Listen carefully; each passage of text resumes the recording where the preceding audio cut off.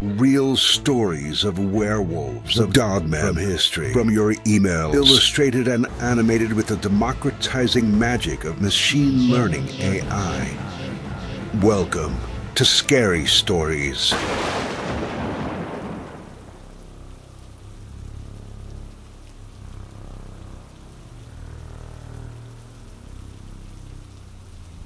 I punched a werewolf. Dear Scary Stories NYC. Back in the 1980s, I was in a hair metal band. We didn't call ourselves hair metal at the time. I don't know if the term existed yet back then. By the early 1990s, we heard grunge bands calling us hair metal, and I guess that's what we were. We had a record deal, but we never got our album out before the band split up and musical styles changed. But this stuff with the Dogman or werewolf or whatever he was happened during the crazy hectic time when we were touring and writing our first album that never came into existence. We were on the road every night, and we almost never weren't playing a gig during that period. It was small clubs and medium-sized bars mostly. Sometimes we get picked to open for larger acts touring through the Midwest, and on those nights we'd actually play before people sitting in seats in an arena. But like I said, we mostly played small dive bars, and the night when this happened was no exception. Some of the few people from that era who I still speak to say that if you can remember the 80s, you probably weren't actually alive back then. We used to party pretty hard. I know it was the era of Nancy Reagan and Just Say No, but we were a metal band, and we only knew how to say yes. As in, yes, I would like another Long Island iced tea, as long as it's on the house. There were 3 or 4 clubs along highways in those days that we would tour. And honestly, my memories of them sort of meld together. 5 clubs like that, actually, and we would hit them on our tours. We almost never got as far east as New York, and we never got much further west than Minnesota, but that's still a sizable chunk of real estate to drive back and forth across all year long, year after year. It was all I ever wanted to do, and I expected to tour for the rest of my life. In fact, if my cousin hadn't offered me an apprenticeship in his plumbing business back in 1994, I might still be out there on the road, killing my brain cells and screaming into microphones. So anyway, in one of those roadside clubs that blend together now in this old man's mind, I met and had conflict with a Michigan Dogman. As much as I love talking about my old rock and roll days, that isn't the real reason I'm writing to you. The real reason is the Dogman.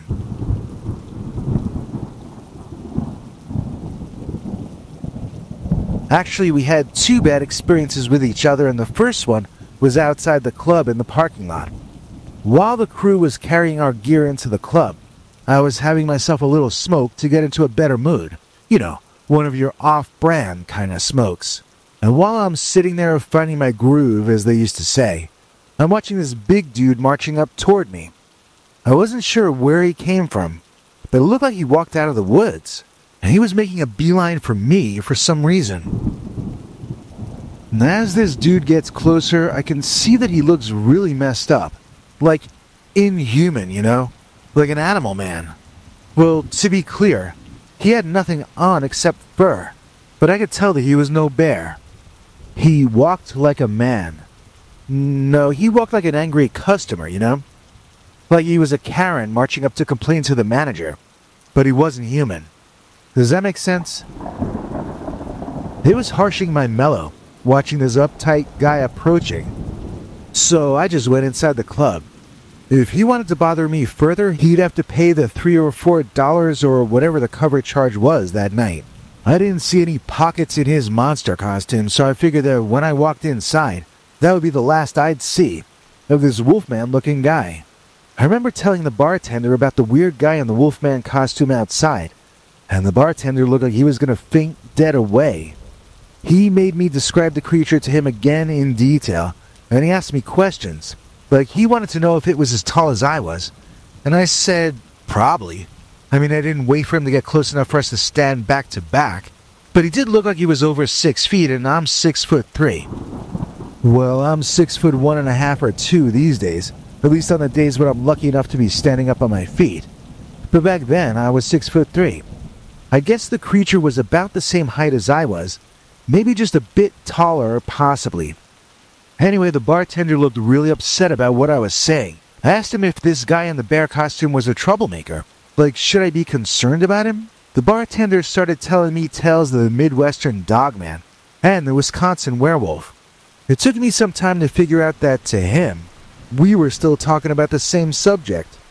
He didn't think the guy in a bear costume was a guy in a bear costume. He thought the guy in a bear costume was a real monster. To me that night, that was even weirder than the original sighting or experience. I started to wonder if something was wrong with the drinking water in that part of town or something. Each person I was meeting that night seemed crazier than the prior one. I solved this problem the same way I solved all problems back then, which means I got extremely drunk.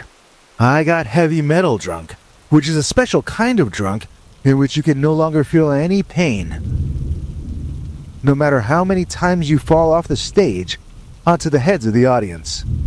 God, I miss those days. I don't really remember much about the show until we came out to do our encore. The fact that the audience wanted an encore and that I was together enough to make it back out onto the stage seemed to indicate that it must have been a really good night. Well, that was about to change.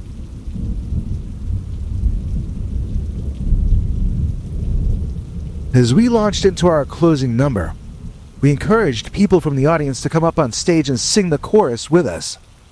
It was fine for the first chorus, but somehow, sometime before we got around to the second of 3 choruses, that guy in the bear suit was there on stage next to me.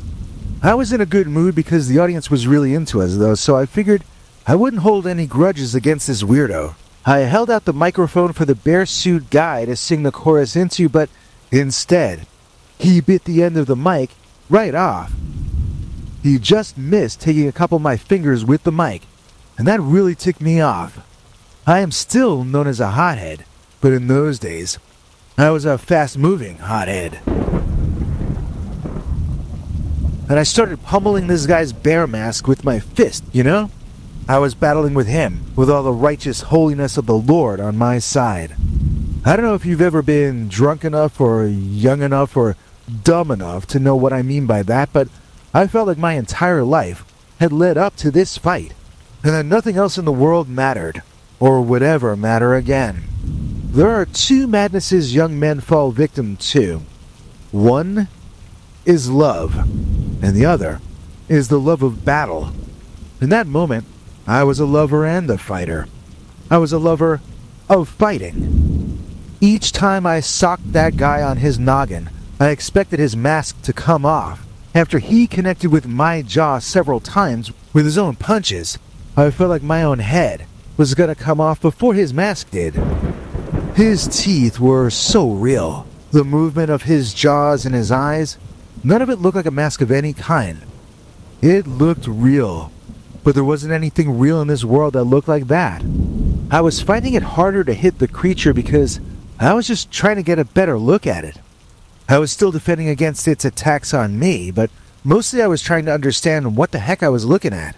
There was a moment when I finally comprehended that this was an animal. Animals as large as people have much more strength than we have. Chimps have the strength of several men, for instance. This thing was bigger than a chimp. It had muscles that put Mr. Universe to shame. It dawned on me that this thing was probably strong enough to rip my head off my shoulders. Suddenly, I lost my nerve. Suddenly, I got scared. Suddenly, the creature charged me, but something grabbed me from behind. It turned out it was our main roadie. He was pulling me out of the club and sticking me in the van for safekeeping. I was so wasted that I hadn't been feeling any of that fight while it was happening. Once I got to the van, however, that pain started to catch up to me. That was the last time I ever had a fist fight on stage. Well, that was the last time I fought on stage during a show. That was also the last time I ever saw a Dogman or a werewolf or whatever it was that was so angry with me that night. I still wonder what I did to tick that monster off. I mean, I don't think he had me confused with someone else. Since animals have that sense of smell, they can tell who you are with their eyes shut. They don't really have cases of mistaken identity. No, that Dogman hated me for some reason. He wanted to take revenge on me. It's just that I never saw him before, and thankfully I never saw him again. I have no idea why he was so furious at me that he would attack me on stage. The story remains an open mystery, as far as I'm concerned. Nevertheless, those are the facts as my few remaining brain cells remember them, about the night when I punched a werewolf.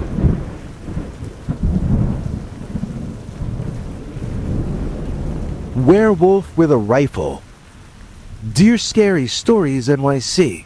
There's a place called the Manistee National Forest in Michigan, in which people see the Dogman possibly more than any other location in the United States of America. I don't know if that means the Dogman live over there or if it means there's some sort of space-time dimensional portal over there. For me personally, I lean toward an explanation like doorways between realities. That's because I've seen the Dogman on a few occasions over here, and it's never looked to me like any kind of natural animal. I don't think it could be from this world. The creature I've seen is not some kind of a forest animal. Every time I've seen it, this thing was carrying a weapon with him, and not a spear or a knife on the one hand, or some George Jetson space-age lightsaber or something like that on the other. No, this monster, each time I've laid eyes on him, was carrying a hefty and dangerous-looking shotgun in his burly arms.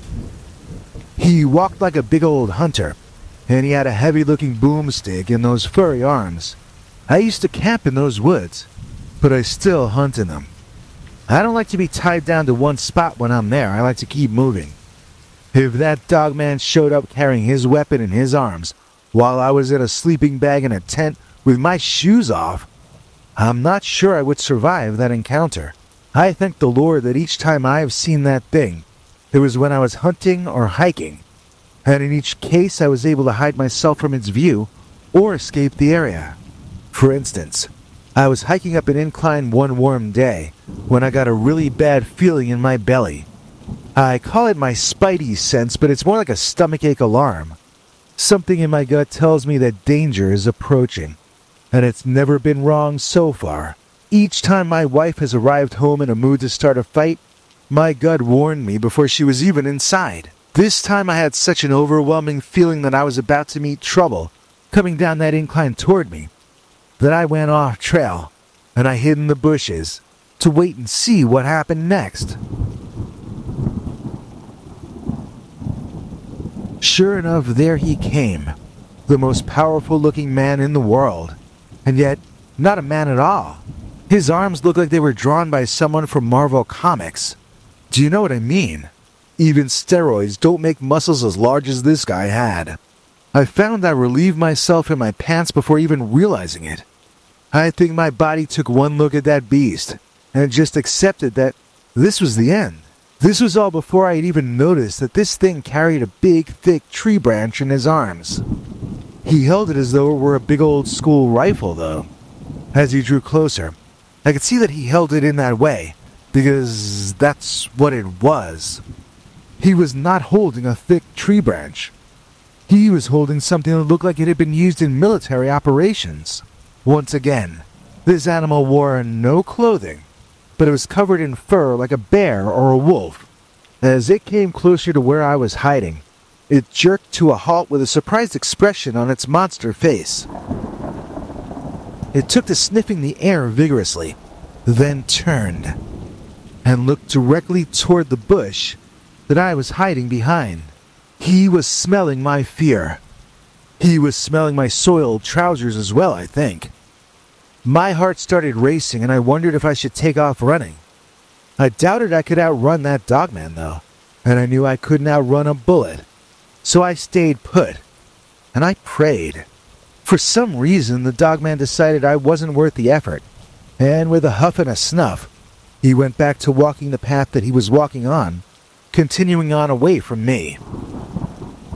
Maybe humans aren't on Dogman's menu. Or maybe I just got lucky. One time I was up in my friend's hunting blind when he was visiting relatives in another state. This Dogman came waltzing into my view. And again, this thing was carrying a hefty weapon. I would love to get a close enough view that I could tell exactly what make and model the creature was holding. Like, are these store-bought weapons? Are they specially made? Are they even from this reality? Or are they from another dimension? I've heard the creature fire one of his weapons, and it sounds like any other rifle to me. Whether it was made in this reality or not, it operates on the same principles as hunting weapons that we humans use. That raises the possibility that this, in fact, could be a human being. Or a part-time human being anyway. Could this Dogman, in fact, be a werewolf? A human being who transforms to werewolf form in order to hunt more efficiently. That might explain why he didn't hunt me down when he smelled me in those bushes that time. If he's human, then he's not likely to want to hunt other humans. Has anyone else out there seen this creature? I'm fairly certain that each of my sightings are of the same Beastman. He seems to have a different weapon sometimes, but it's always the same large, muscle-bound, fur-covered man thing. It always looks like it knows where it's going. It's always so self-assured. It always looks like it's in its natural habitat. And it always makes my hair stand on end all over my body when I see it. I tell you, I hope I never again lay eyes upon the werewolf with a rifle. Hey, if you're a channel member or a PayPal Club member, we've got some extra werewolf with a rifle stories coming out tonight or tomorrow that are too wild to be on this channel. They will be uncensored, but for club members only. If you aren't a member yet, you can join for as little as $1 or $1.50 a month, and the info for how to do that is in our description. MPW, they donated. MPW, they're the greatest. Please join me in thanking MPW for donating to us using Super Thanks on YouTube. That's the button under our videos labeled Thanks, and we really appreciate it. Normally this time of year we're making our best advertising revenue of the year, but not so in 2024. On top of that, I was forced to take nearly a week off in the beginning of the month due to my giant kitten getting injured, and so things are looking extremely grim in our world. I saw someone on YouTube this morning that said, hey, if your channel isn't doing well, maybe it's not because of this or because of that. Maybe it's not YouTube's fault, and maybe it's not fate. Maybe your channel is just sucking. Maybe you should be trying harder to make your viewers happy.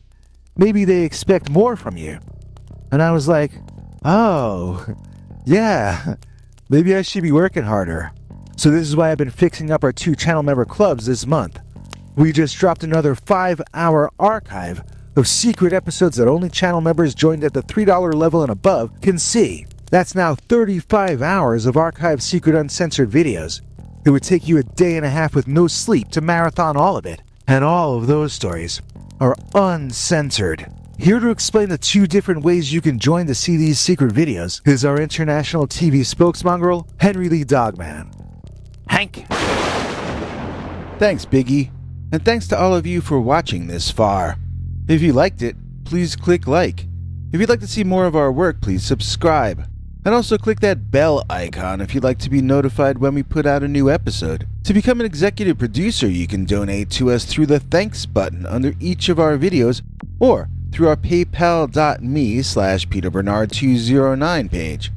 To receive cool perks like secret uncensored Dogman episodes far too wild to ever run on this channel, you can become a YouTube channel member by clicking the join button, or join our PayPal subscribers club at peterbernard.com. Joining either at the $3 a month level or above gets you access to our over 25 hours of secret uncensored Dogman stories available nowhere else. Do you have a scary story about Dogman or some other kind of high strangeness that happened to you? Let us know by emailing us at scarystoriesnyc@gmail.com or by leaving us a voicemail message at 804-LA-SCARY.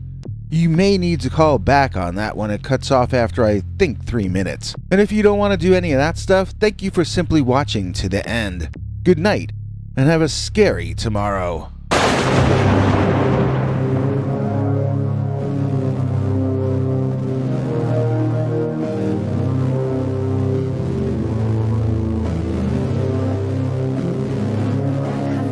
back for more scary stories.